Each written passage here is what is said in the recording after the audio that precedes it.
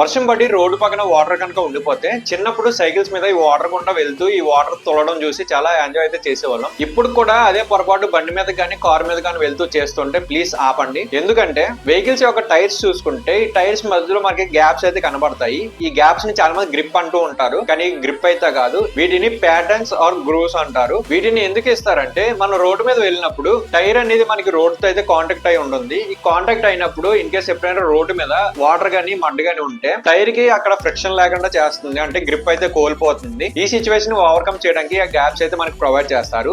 ఈ మడ్ గానీ వాటర్ గానీ ఆ గ్యాప్స్ గుండా వెళ్ళిపోయి టైర్ అనేది రోడ్ కి ఆనుకొని అయితే ఉంటుంది. దాని వల్ల టైర్ అనేది రోడ్ కి అంటుకొని ఉండి అక్కడ ఫ్రిక్షన్ జనరేట్ అయ్యి వెహికల్ అనేది ఈజీగా వెళ్ళడానికి అయితే ఉంటుంది. ఈ గ్రూవ్స్ చూసుకుంటే టైర్ కి డిఫరెంట్ గా అయితే ఉంటాయి. కాకపోతే మనం రెగ్యులర్ గా వాడే టైర్స్ లో ఈ గ్రూవ్స్ అన్ని చాలా చిన్నగా అయితే ఉంటాయి. అలాంటప్పుడు బైక్ మీద గానీ కార్ మీద గానీ హై స్పీడ్ లో వస్తున్నప్పుడు రోడ్డు మీద కనుక వాటర్ లేయర్ అనేది చాలా చిన్నగా ఉంటే పర్లేదు, ఈ గ్రూవ్స్ గుండా వెళ్ళిపోతాయి.